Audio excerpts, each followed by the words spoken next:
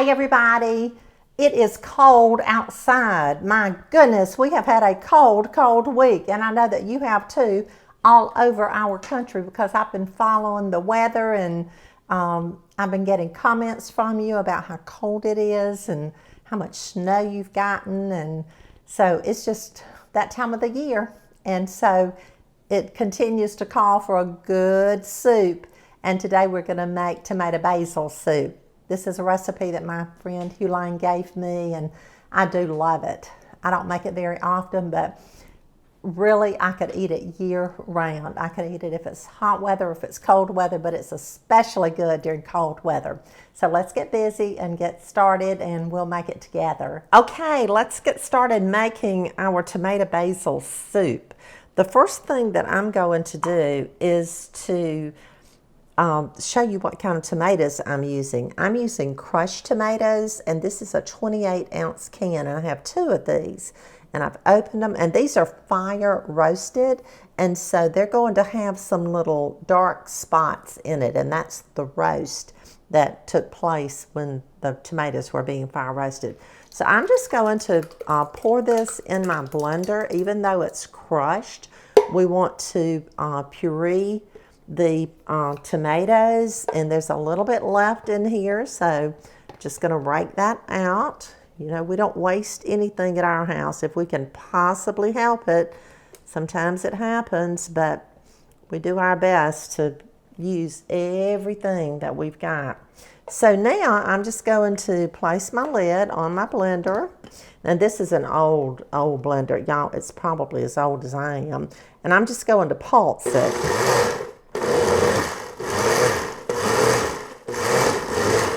4 or 5 times. Take my lid off, take my little container here out, and pour it in my saucepan. Now, I'm not using what I call a boiler. This is a saucepan here, but the reason I'm using this is really so that you can see.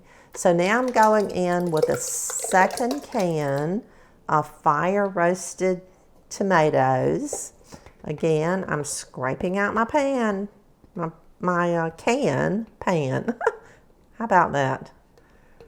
That's a can, isn't it? So that was 2 cans of fire roasted.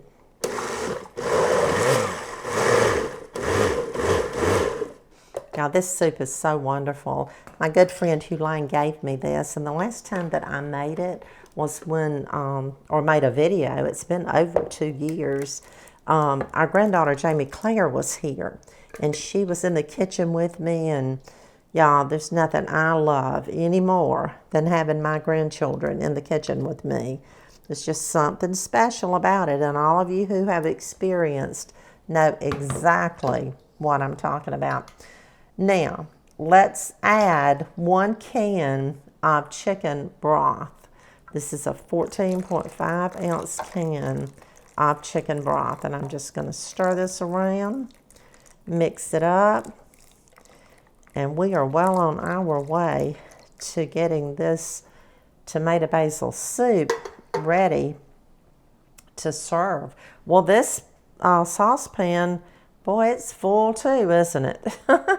But I think it'll hold it. I do think it'll hold it, but I did want you to see it, and I do want you to see it. So now I'm going to place this on the stove top, and I'm going to bring it to a boil, and once I bring it to a boil, I'm going to cover it and let it simmer for about 10 minutes, and I'll keep stirring it because I don't want it to stick on the bottom. I'll stir it occasionally, and then I'll come back and we'll add our other ingredients.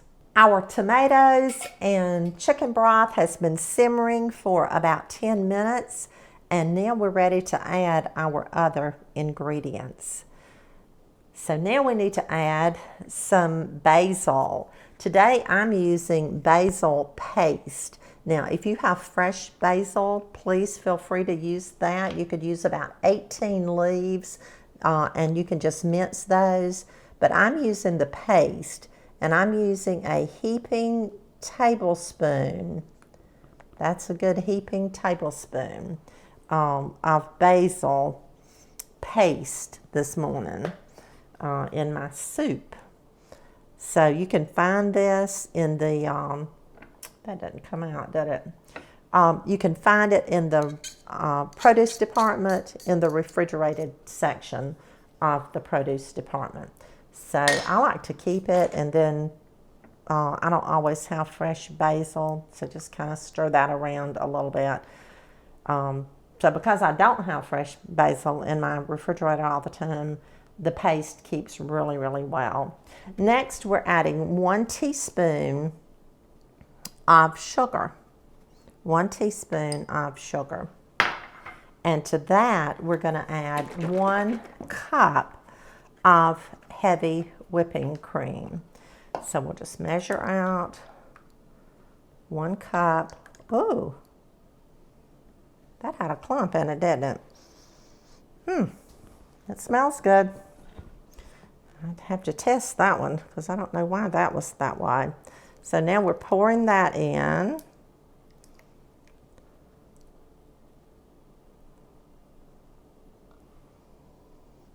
I smelled it again to make sure that it's good. Sometimes things will curdle, and sometimes you get things from the grocery store and it has a good date, but it's not good. So just always check your things, and that's exactly what I just did. But that's good. I should have maybe shook it up a little bit before I poured it. So now we are looking good with our tomato basil soup. We have one more ingredient to add, and guess what it is? It's that good butter. We're adding 1 stick of butter, and I'm using the salted butter just simply because I am out of the unsalted. But you notice that I didn't add any extra salt to this soup because the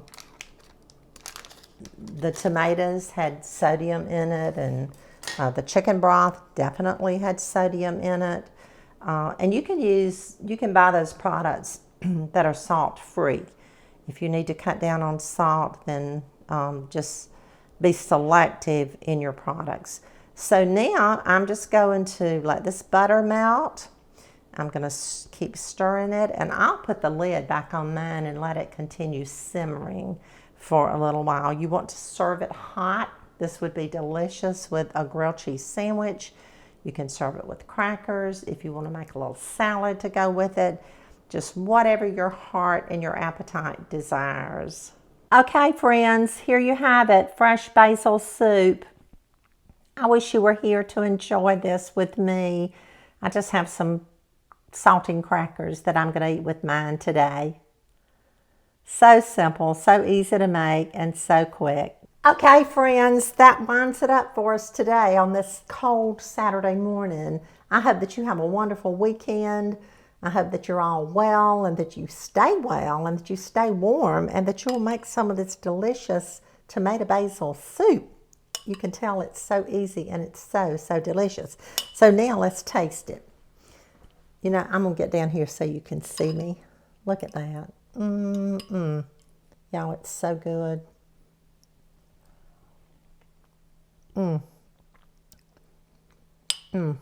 That is so good. I love it. Kind of lukewarm. Thank you for watching. I love you. I appreciate your support. And I'll see you again really, really soon.